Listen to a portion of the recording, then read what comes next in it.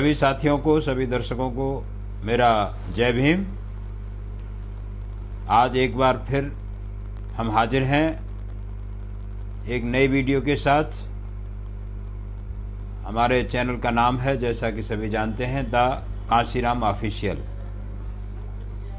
साथियों, अभी पिछले हम करीब एक महीने से पहले से आपके बीच में हम शेयर करते रहे हैं द ऑपरेस इंडियन की जो रिपोर्ट है, उसमें जो पूना पैक्ट से संबंधित मानवर कांशीराम साहब का आंदोलन चलाया जा रहा था और जो 24 सितंबर 1982 से लेकर के 24 अक्टूबर 1982 तक वो चलाया गया था और जिसकी विस्तृत रिपोर्ट हमने पिछले करीब 5 वीडियोस में आपको दी थी, जो पूना पैक्ट पर ही आधारित थे।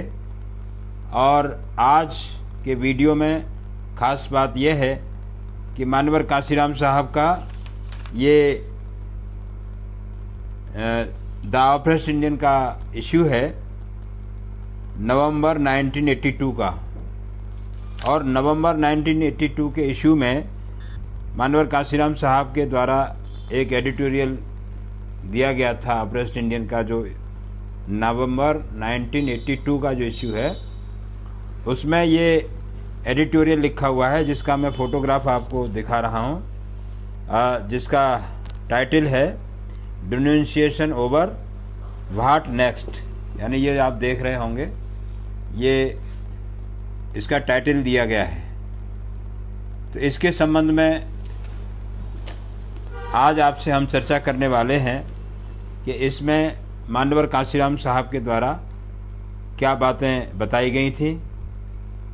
क्योंकि पूना पैक्ट का जो कार्यक्रम हुआ था लंबे समय तक, उसने पूरे देश में बहुत बड़े पैमाने पर उथल पुथल पैदा कर दी थी। पूरे समाज में बहुत बड़े पैमाने पर जागृति पैदा करने का काम इस लंबे चले एक महीने के कार्यक्रम के माध्यम से किया गया था। तो मानवर कांशीराम साहब के द्वारा उसके बाद अगला कदम क्या होना था, इसके बारे में ये आर्टिकल उन्होंने लिखा मानवर साहब ने। तो इसका वैसे तो ये इंग्लिश में है पूरा, लेकिन हमने इसका हिंदी अनुवाद किया है, मैंने किया है। और मैं आपको इसका कुछ इंग्लिश और कुछ हिंदी में अपने पाठकों के लिए, दर्शकों के लिए मैं देना चाहूँगा। तो इसमें जो शुरुआत जो की है मानवर साहब ने, वो मैं आपको पढ़ करके सुना रहा हूँ। DS4 दलित शोषित समाज संघर्ष समिति launched A month long denunciation program starting from Pune on 24th September 1982 and ending at Jalandhar on 24th October 1982। ये पूना से प्रारंभ हुआ था 24 सितंबर 1982 को और इसका एंड हुआ जालंधर में जाकर के 24 अक्टूबर 1982 को। As per the initial plan it was to be conducted at 30 places during 30 days। पहले जो इसका प्रोग्राम डिज़ाइन किया गया था शुरुआत में, इसको 30 दिन के लिए केवल 30 स्थानों पर ही इसको ऑर्गेनाइज करना था। लेकिन but later on people became so much enthusiastic about the programme that within 30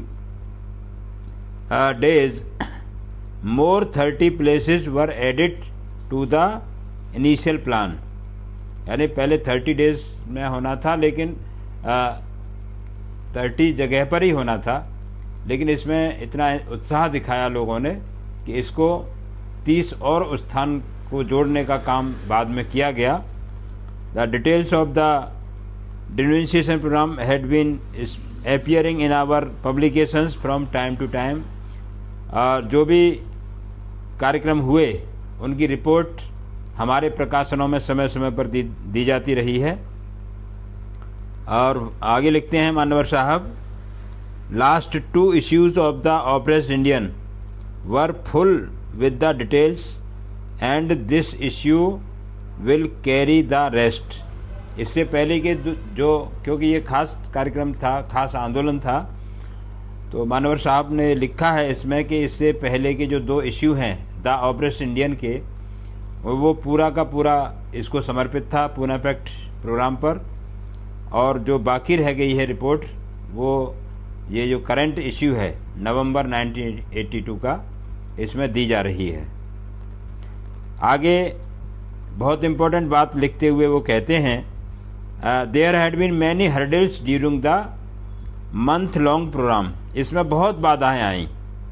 the authorities vested interests and their chamchas created all sort of hurdles.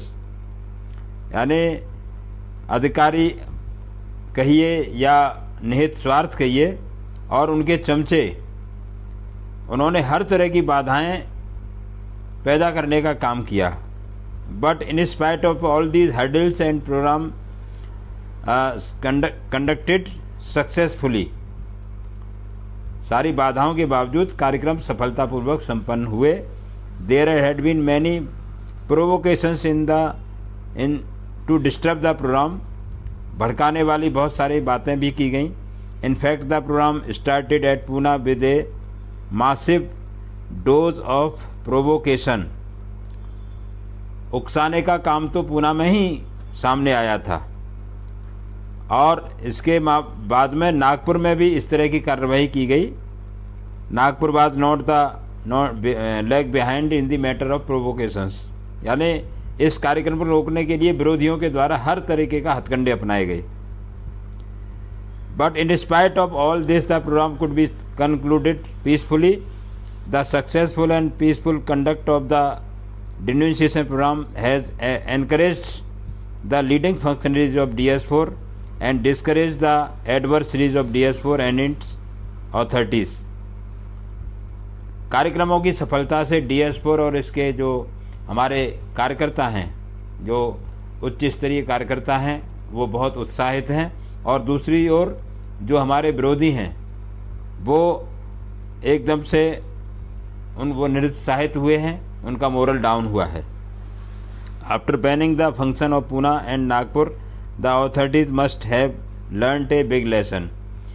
Poona और नागपुर में अधिकारियों ने, वहाँ के जो लोकल अधिकारी थे, उन्होंने कार्यक्रम को बैन करने का प्रयास किया था, लेकिन इसके बावजूद कार्यक्रम वहाँ पर नियमानुसार किए गए। बाद में उन्होंने परमिशन जारी करने का काम किया था। काफ़ी संघर्ष करना पड़ा था परमिशन लेने के लिए।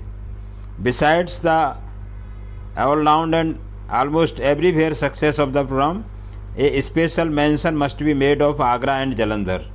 वैसे तो सारी जगहों पर कार्यक्रम सफलतापूर्वक संपन्न हुए थे, लेकिन विशेष उल्लेख करना चाहेंगे हम आगरा का और जलंधर का, जहाँ पर के कार्यक्रम बहुत ही अधिक सफलता के साथ संपन्न हुए थे। Agra and its surroundings came to the Ambedkar park and enthusiastically within 7 months of our earlier program on 18th March। हालांकि आगरा में 18 मार्च 1982 को कार्यक्रम हुआ था, लेकिन इसके बावजूद केवल 7 महीने के अंदर आगरा के चारों ओर से उत्साही लोग भारी संख्या में आगरा पहुंच करके कार्यक्रम को सफल बनाने का काम किया था। इसी प्रकार जलंधर में the procession on its main road was major attraction, और जलंधर में जो बहुत बड़ा जुलूस था वो इसका प्रमुख आकर्षण था। And it happened in spite of the Punjab government and book sellers of Nakodar road gives additional credit to the organisers and the people of the Punjab. Punjab के लोगों को और वहाँ के आयोजनकर्ताओं का विशेष आभार इसलिए भी है, उनको विशेष इसका उनको क्रेडिट जाता है कि कई तरह की बाधाएं आने के बावजूद भी बहुत सफलता के साथ ये प्रोसेसन जालंधर में संपन्न हुआ। The role of the students, youth and ladies is also worth noting. और इस सारे कार्यक्रमों में स्टूडेंट्स का, तत्कालीन जो छात्र थे उस समय, छात्रों का और युवाओं का, महिलाओं का योगदान बढ़ चढ़ करके इसमें सामने आया था। The students at Nagpur Maharashtra, the ladies of Raipur Madhya Pradesh and youth at Jalandhar came very much in the fore. चाहे रायपुर में महिलाओं का योगदान हो, जालंधर में युवाओं का योगदान हो और नागपुर में छात्रों का योगदान हो, बड़े पैमाने पर ये देखने को मिला था. The educated employees must take note of this hidden power in the students. यानी मानवर साहब लिखते हैं कि जो एजुकेटेड एम्प्लॉयज़ हैं वो इस बात का संज्ञान लेना चाहिए कि हमारे युवाओं में और हमारे छात्रों में इतनी बड़ी ताकत छुपी हुई है जो भविष्य में आपके काम आ सकती है. ये मानवर काशीराम साहब इसमें उद्धृत करते हुए लिखते हैं, ladies wing which can be successfully put at the service of the oppressed and exploited society. आगे के लिए DS4 की लेडीज़ विंग भी जो इस समाज के महिला वर्ग है उसकी लेडीज़ विंग को भी हमें आगे चल करके इसमें जोड़ना है, लेडीज़ विंग को. There are many major and minor gains of this month long denunciation program. इसके जो डिनोन्सिएशन प्रोग्राम यानी जो धिक्कार कार्यक्रम था पूना पैक्ट का, इसके बहुत ही बड़े और छोटे कई उपलब्धियां इसमें हासिल हुई हैं. It has imparted most valuable information both to the ignorant and knowledgeable.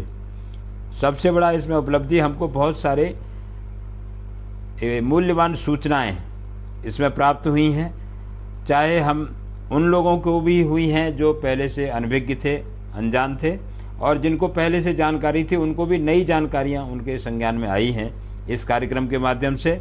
It has awakened crores of people. यानी ये जो कार्यक्रम है इससे करोड़ों लोगों को इंस्पायरेशन मिला. And around a few inspired and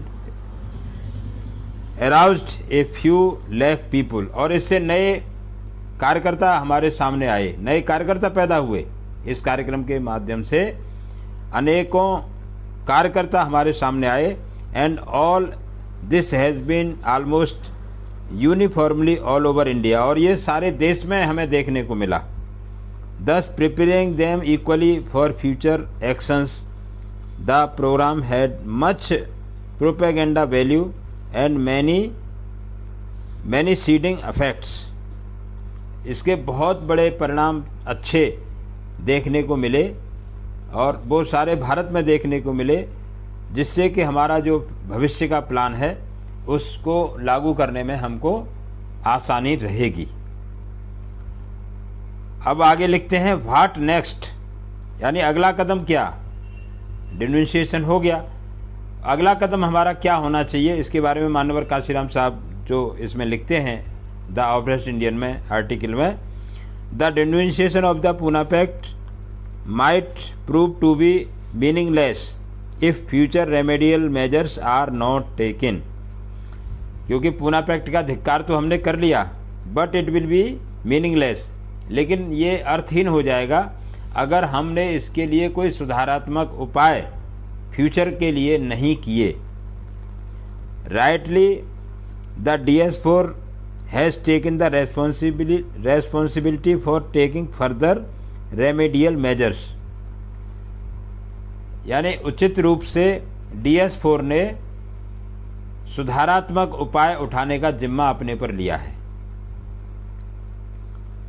next, now DS4 is not in favour of separate electorate. जो बाबा साहब ने मांग की थी कि सेपरेट इलेक्टोरेट होना चाहिए, मानवर काशीराम साहब इस बहुत ही महत्वपूर्ण ये बात लिखते हुए बताते हैं कि ये समय नहीं है कि हमको इस समय सेपरेट इलेक्टोरेट की मांग को उठाया जाए.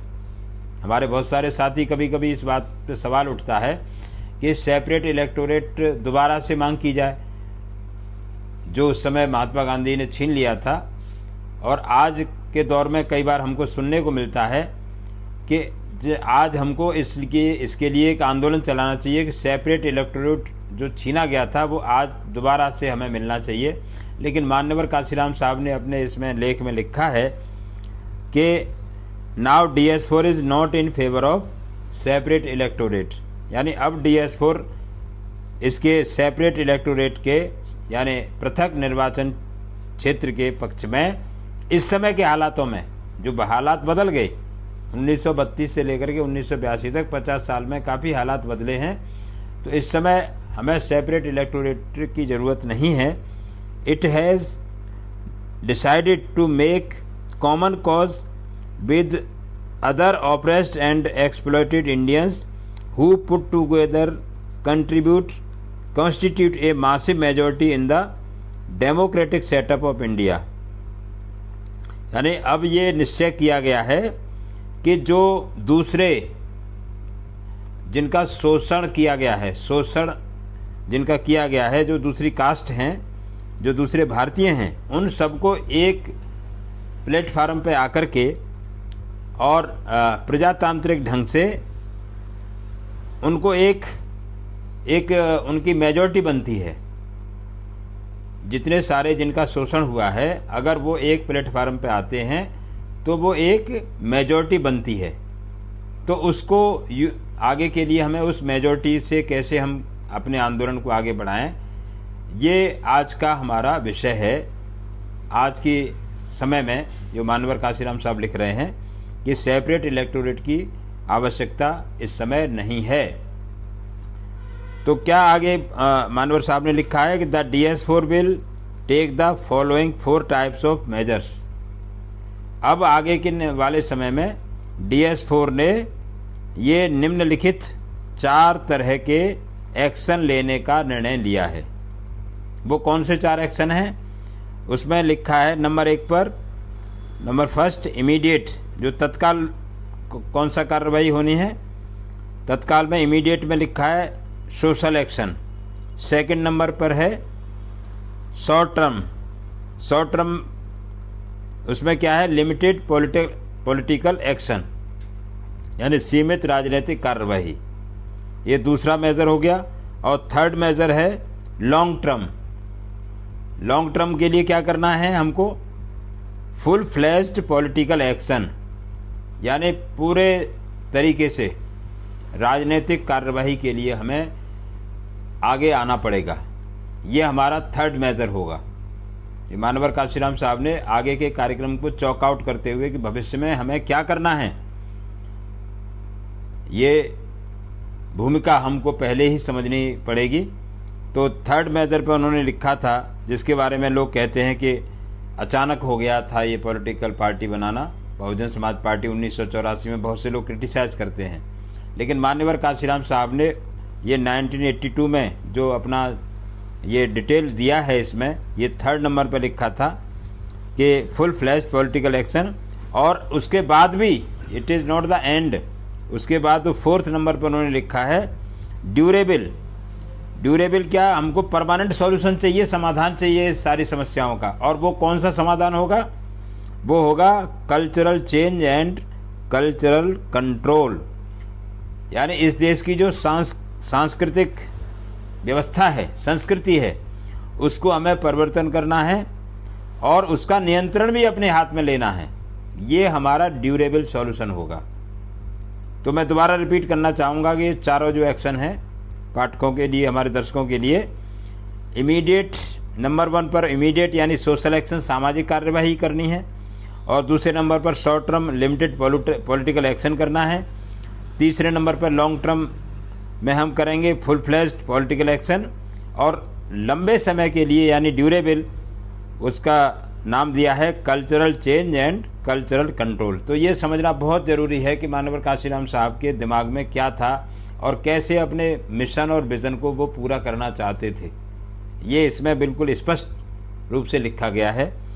आगे वो लिखते हैं कि the above cited 4 remedial measures will be taken within a time bound programme.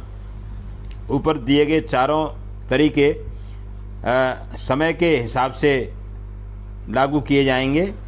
All of them will unfold as per the time schedule set for them. उनको क्रियान्वयन जो किया जाएगा उनके लिए, तो जैसे ही टाइम आएगा उनको क्रियान्वयन इन चारों मेजर्स का किया जाएगा। The details regarding these measures can be held from the book entitled the चमचा एज। यहाँ पर उन्होंने चमचा एज का भी जिक्र किया है। कि चमचा एज में भी हमें आगे का जो प्रोग्राम था, मानवर साहब ने चमचा एज जो बुक लिखी इसी दौरान सितंबर 1982 में, तो उसका भी वो लिखते हैं कि it should be read by the our future programme through the book and equip as per their desire to involve themselves, those who are interested to involve themselves and contribute their might for the success of the future program must go through this book and equip as per their desire to involve themselves। यानी जिन लोगों को इस movement में लगाव है और जिनको आगे के लिए कार्य करना है, उनको द चमचा एज को अच्छी तरह से पढ़ना चाहिए।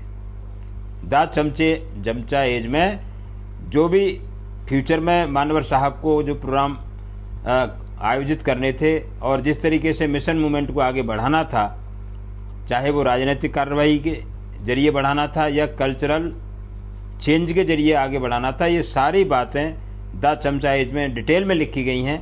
तो उन्होंने सजेशन दिया है कि ऐसे कार्यकर्ताओं को, ऐसे लोगों को द चमचा एज अवश्य ही पढ़नी चाहिए और उसके बाद हम आगे के इसमें सफल हो सकेंगे। Rest of the readers and well-wishers will keep on getting further information as and when the program unfold itself। यानी अन्य जो हमारे पाठक हैं उनको समय समय पर जानकारी मिलती रहेगी कि जिस जिस तरीके से कार्यक्रम आयोजित होंगे। तो ये जो एडिटोरियल था, ये एडिटोरियल बिल्कुल बहुत ही इम्पोर्टेंट इसलिए है कि इस एडिटोरियल में मानवर कांशीराम साहब के द्वारा पूना पैक्ट धिक्कार दिवस जो पूरा 1 महीने तक लागू किए गए थे, मतलब पूरे देश में उसके कार्यक्रम आयोजित किए गए थे, तो उसके बाद उसका फ़ायदा हमें क्या लेना है, आगे क्या कार्यक्रम हमें करने हैं, तो इसके संबंध में ये पूरा एडिटोरियल मानवर कांशीराम साहब का हमने आपके सामने रखा है। और इस वीडियो से और इस एडिटोरियल से हमारे पाठकगण, हमारे दर्शकगण सभी ये अवश्य इस बात को समझेंगे कि मानवर कांशीराम साहब कोई भी कार्य लगातार एक झटके में नहीं करते थे, बल्कि उसकी प्लानिंग लंबे समय पहले से ही उनके दिमाग में रहती थी और उसको ज़मीन पर लागू कैसे करना है, इसके लिए वो अपने कार्यकर्ताओं को पहले से ही आगाह करते थे, उनको मेंटली प्रिपेयर्ड।